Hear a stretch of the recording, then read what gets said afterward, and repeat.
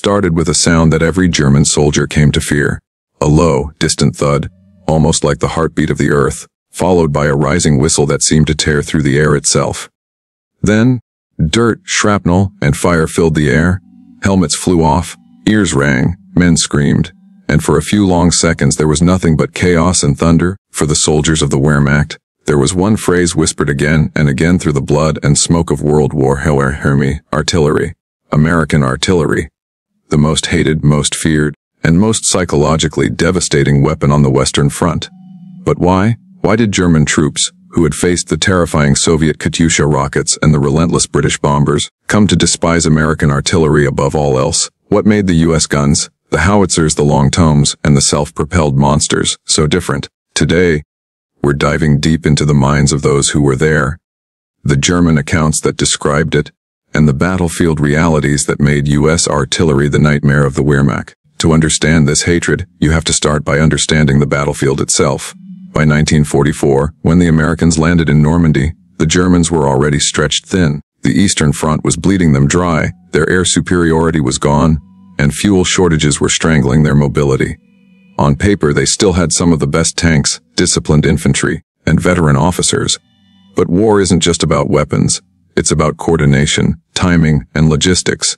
And that's exactly where the U.S. Army had an edge the Germans couldn't match. American artillery wasn't necessarily the biggest or the most powerful. The Germans had monstrous 88 bomb guns that could destroy a tank from over a mile away. What made American firepower terrifying was speed, accuracy, and coordination. The U.S. perfected the art of time, on target, barrages, calculations that allowed dozens of shells from different batteries to land on a target at the exact same second. Imagine sitting in a foxhole, hearing nothing, and then, without warning, the entire horizon detonates at once. There's no chance to dive for cover. No gradual buildup. Just instant destruction. To the German soldier, it felt supernatural, like the Americans could summon thunder from nowhere. And they could. Behind every barrage was an invisible machine of precision. Forward observers crouched with binoculars, radioed in coordinates. Massive field phones and encrypted signals connected divisions over miles. The U.S. Army had invested heavily in training thousands of artillery officers who could read maps, call fire, and adjust within seconds. Their system was designed for fluid warfare. If an infantry unit ran into trouble, within minutes they could call down a storm of steel. German war diaries reflect this terror vividly. One soldier near Saint-El wrote, "The Americans do not stop. They fire everywhere all the time. There is no safety." Another described his trench being obliterated within minutes of being spotted by U.S. aircraft. They learned quickly that once American observers saw movement, death followed swiftly. It wasn't the shelling itself, it was the unpredictability. You never knew when it would start or when it would end. There was also the psychological warfare aspect. The U.S. had a logistical machine that could sustain constant fire. German artillery units by 1944 were struggling for shells. The Americans, meanwhile, could unload tens of thousands per day. Before major assaults, like Operation Cobra, the U.S. would saturate the area with such density that even the toughest veterans cracked. Survivors later recalled feeling like the earth was melting. It wasn't just destruction, it was sensory overload. Dust filled the air, the sound battered their skulls, radios failed. Orders were lost in the noise. Men deserted positions because they couldn't think, couldn't breathe, couldn't even hear their own screams. And then came the armor. Shermans rolling forward behind the fire curtain. The German front lines often never had a chance to reorganize before the next barrage began. What made it worse was that American artillery wasn't static. Unlike many armies that depended on stationary guns, the U.S. developed self-propelled artillery, the M7 Priest, the M12, and later the M40. These vehicles could move with the infantry, reposition quickly, and maintain constant pressure.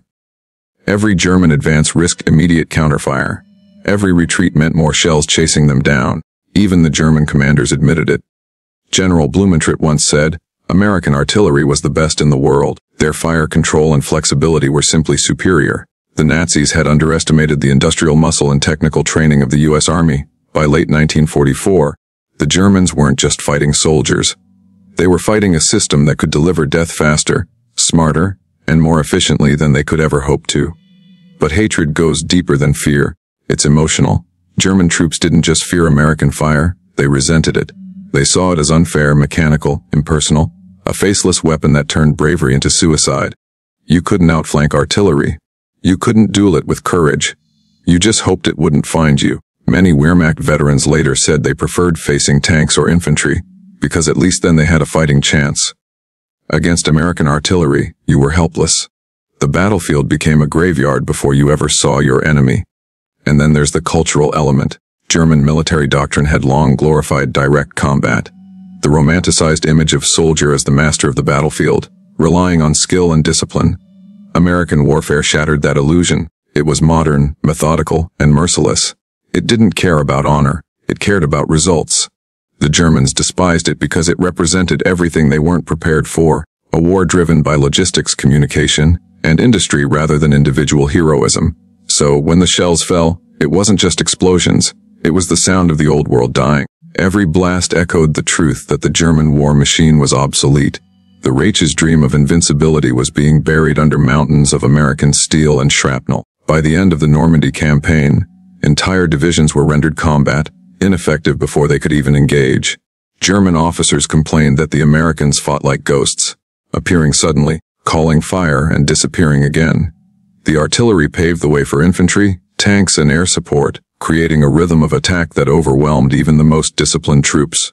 In the ruined countryside of France, in the forests of the Ardennes, and on the roads of Italy, that same sound, the thud, the whistle, the roar, followed them everywhere. It became the soundtrack of defeat, and deep down they knew it. The U.S. Army had turned artillery from a support weapon into a force of nature, and the Germans could do nothing but endure it and hate it. By the summer of 1944, the Germans had learned one bitter truth. American artillery wasn't just support, it was the battle itself. In every engagement from the hedgerows of Normandy to the frozen woods of Bastogne, the pattern repeated, first the eerie silence, then the coordinated thunder. The U.S. Army had elevated the science of gunnery into a terrifying art form, and no matter how many times the Germans tried to adapt, they found themselves trapped in an invisible cage of steel. Let's start with Normandy. The terrain was a nightmare, narrow lanes, thick hedgerows, and small fields that turned every skirmish into close-quarters combat. German defenders thought the terrain favored them, and initially it did, but the Americans turned it into a shooting gallery. Forward observers climbed church towers, hedgerows, even Sherman tanks, marking every possible line of approach. Whenever a German squad moved, the U.S. artillery adjusted instantly. They could deliver a barrage so precisely that it landed within yards of friendly troops without touching them. German reports described it as surgical, a word rarely used in 1944. Entire companies were wiped out before even spotting the enemy. And here's the key difference: American flexibility. The Germans were bound by rigid communication lines. Orders had to move up the chain, artillery requests required clearance, and batteries were often fixed. The Americans had decentralized control. A lieutenant in the field could radio coordinates directly to a battery commander miles away, and within minutes, shells were inbound. It was fast, fluid, and frighteningly efficient. During Operation Cobra in late July 1944, the Americans demonstrated this efficiency on an unprecedented scale. Over 500 guns and howitzers fired simultaneously in a coordinated barrage that shattered the German front near Saint-Laurent. The ground shook like an earthquake. German soldiers later said it felt like the sky was falling. When the shelling stopped, the American tanks moved through the smoke, encountering little resistance. German officers couldn't believe what they saw. Their entire defensive line obliterated in less than an hour. One survivor wrote, "We were no longer soldiers, only shadows moving through dust and death." The Germans tried to adapt. They dug deeper trenches, dispersed positions, and avoided radio transmissions to escape detection. But American spotter planes and reconnaissance teams always found them. The combination of artillery coordination and air spotting was deadly. Even a single puff of smoke from a German position could invite a rain of high explosive shells. What haunted the Germans wasn't just destruction. It was the realization that they couldn't hide. As the war moved eastward, into Belgium and Luxembourg, that fear grew worse. The Battle of the Bulge in December 1944 was Hitler's last gamble, and it brought the U.S. artillery's reputation to its peak. The Germans had surprise, numbers, and the bitter cold on their side. But the Americans had something the Germans didn't expect: precision under pressure. When the Germans launched their massive counterattack, American units were isolated, surrounded, and short on supplies. Yet their artillery never stopped firing. Even in the encircled town of Bastogne, the 101st Airborne and supporting units used artillery with incredible accuracy. German tanks advancing through the snow were suddenly torn apart by unseen shells. The 155 long-tom guns, stationed miles away, hit targets as if they were firing from point-blank range. Every time the Germans regrouped, another perfectly timed barrage scattered them again. A German officer captured after the battle reportedly said, "It was not the American soldier we feared most. It was his artillery." And that statement summarized what countless others felt. The Germans couldn't comprehend how the Americans maintained such a consistent, unrelenting tempo in the worst conditions imaginable. Behind the scenes, it was pure organization. U.S. artillery units operated like clockwork, overlapping fire zones, shared ammunition dumps, mobile maintenance teams, and non-stop communication. They could shift entire barrages from one target to another in minutes. The phrase "shoot and scoot" became standard. American gunners would fire a mission, then immediately reposition to avoid counter-battery fire. German attempts to retaliate usually landed on empty ground. When the Americans crossed the Rhine River in 1945, it was the final proof that German artillery couldn't compete. In the build-up to the crossing, over 3,000 American guns unleashed a bombardment so powerful that even veteran German soldiers abandoned their posts. The Germans tried desperately to respond, but their ammunition stocks were nearly gone, and fuel shortages crippled movement. The American guns, meanwhile, fired continuously for hours. Bridges, bunkers, and entire towns were flattened. The Germans later described it as being buried alive under thunder. But the hatred went beyond tactics. There was something profoundly psychological about facing an enemy who could kill you without ever showing his face. American gunners were miles away, unseen and untouched. The Germans, proud of their discipline and precision, viewed it as inhuman. They fought to fight, to see their enemy, to measure their courage. American artillery robbed them of that. It was industrialized death, cold and mechanical but devastatingly effective.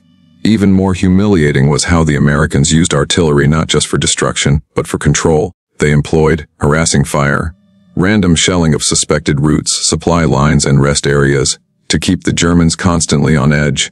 Soldiers couldn't sleep, couldn't eat, couldn't move without fear. The psychological toll was enormous. By 1945, many German units were combat ineffective before even meeting American infantry. A Wehrmacht medic later said, "They broke us before we even saw them." The technological gap widened further with the introduction of proximity fuses, tiny radar-based detonators that made shells explode at the perfect height above ground. Instead of burying into mud or snow, they burst in mid-air, showering lethal fragments over a wide radius. To German troops in open terrain, it was a nightmare. There was no cover deep enough, no helmet thick enough. Veterans who survived described the air itself as screaming death. One said, "When the air began to burst, we knew hell was above us." And yet, through all this horror, there was grudging respect. German officers, even those hardened by years of combat, openly admitted that American gunnery was superior, not because the guns were better, but because the system behind them was unstoppable. Logistics, communication, training, and flexibility combined to form what historians now call the American artillery machine. It was a perfect storm of manpower and engineering that overwhelmed the precision of the German army. Every explosion the Germans endured reminded them of that gap. Their doctrine was outdated, their resources depleted, and their communication fractured. The Americans, by contrast, were modern, mechanized, and mercilessly efficient. Artillery wasn't just a tool, it was a symbol of industrial warfare, a kind of war the Germans had never imagined losing. By early 1945, it was over. American artillery had become the defining weapon of the Western Front, feared, hated, and respected in equal measure. The thunder that began in Normandy rolled eastward all the way to the Rhine, leaving behind only shattered fields, broken fortifications, and soldiers who would never forget the sound. When the war finally ended in 1945, the once mighty German Wehrmacht lay in ruins. Entire divisions had been annihilated not by tanks or aircraft, but by the relentless, invisible power of artillery. For countless German soldiers, the memory of that thunder never faded. In post-war interviews, many admitted that it wasn't the fear of death that haunted them. It was the helplessness. There was no fighting back, no counterattack, no glory. Just waiting, listening for that faint whistle, and praying the next shell wouldn't have your name on it. In the rubble of cities like Aachen and Cologne, German officers tried to understand how their army, trained, disciplined, and battle-hardened, had been brought to its knees so efficiently. What they found wasn't just superior firepower, it was a revolution in warfare. The Americans had transformed artillery from a support role into the central nervous system of their entire military strategy. Every maneuver, every offensive, every defense was built around it. It wasn't just about destroying targets, it was about shaping the battlefield itself. One of the most astonishing things for the Germans was how precisely the Americans could coordinate fire from multiple directions. Entire grids of artillery could converge on a single point, creating overlapping zones of destruction that no force could withstand. German tacticians, trained in the traditions of maneuver warfare, suddenly realized that movement itself had become a death sentence. The battlefield was no longer governed by who could outflank or outfight the other. It was governed by who could calculate faster, communicate clearer, and sustain longer. And in those categories, the Americans dominated completely. Even veteran German commanders like General Westphal and General von Manteuffel later conceded that American artillery coordination was unmatched. Von Manteuffel admitted, "We had excellent gunners, but the Americans had the better system. They could bring all their fire to bear in minutes. We could never do that. That system was a reflection of American industrial genius, endless supplies of ammunition, miles of communication cables, trucks constantly shuttling shells to the front. It was a war of mathematics and manpower, and the U.S. had mastered both. For the average German soldier, though, all of that translated into one simple thing: terror.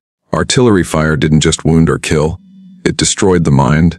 Psychiatrists after the war recorded that many veterans who faced heavy bombardments suffered from long-term trauma, what was then called shell shock. But for those who faced American artillery, it was something deeper. They described the sensation of the ground constantly trembling beneath them, the endless ringing in their ears, the feeling of being hunted by a god you couldn't see. In one post-war diary, a German infantryman wrote, "At night we could not sleep. When there was silence, we feared it more than the explosions." Because silence meant they were aiming again. That kind of psychological breakdown wasn't rare. It was common. Entire platoons were rendered combat ineffective not because they ran out of ammunition, but because they lost their nerve. American artillery didn't just break bodies, it broke willpower, and the hatred ran deep.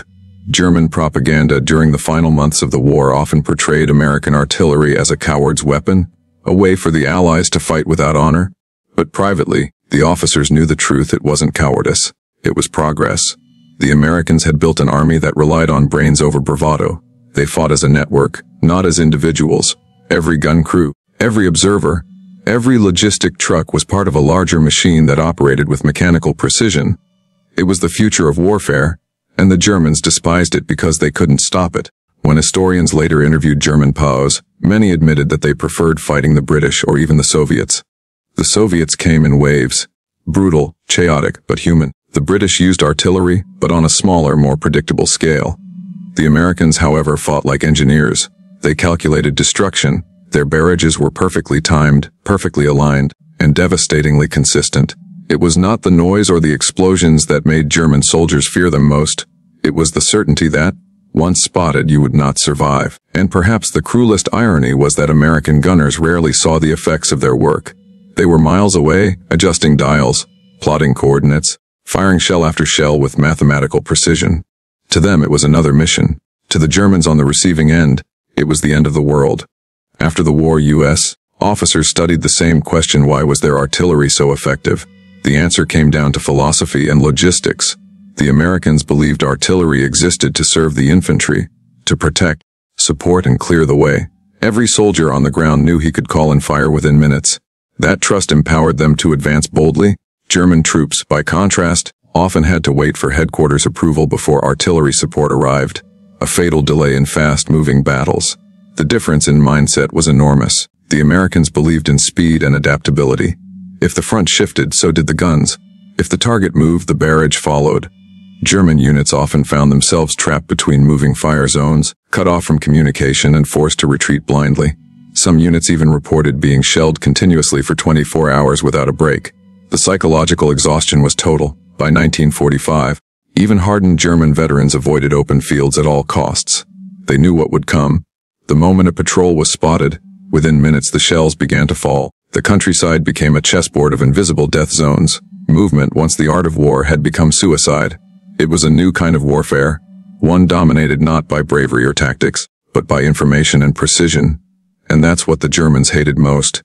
The Americans didn't just outgun them, they outmodernized them. Artillery became the ultimate expression of American warfare. Cold, calculated, efficient, and unstoppable. It symbolized the death of the old ways of fighting, the end of romantic warfare, and the rise of industrialized battle.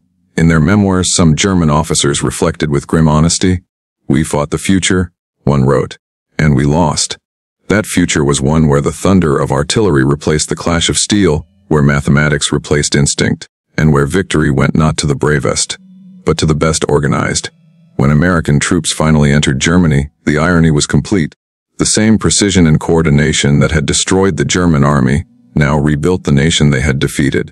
Bridges that were shattered by artillery were replaced by American engineers, using the same logistical brilliance that had won them the war. The sound of thunder faded, replaced by the hum of reconstruction. But for those who had lived through it, that sound was never forgotten. Decades later, in interviews and memoirs, German veterans still mentioned one thing more than any other: the American guns. They remembered the sound, the fear, and the helplessness. For them, the artillery wasn't just a weapon. It was the embodiment of everything that went wrong. It was the sound of defeat, the voice of a new kind of war, and the echo of a future they could neither fight nor escape. And so, when historians ask, why did the Germans hate American artillery more than anything in World War II? The answer isn't just military. It's human. They hated it because it took away their control, their courage, their very sense of what it meant to be a soldier. It turned war into a storm that no man could stand against. The thunder rolled across Europe, carrying with it the end of the old world and the birth of the modern one. That's why, even today, when you read the words of those who were there, you can still feel the echo of that hatred, born not of anger, but of awe. Because deep down they knew once the Americans called in their guns, there was nowhere left to run.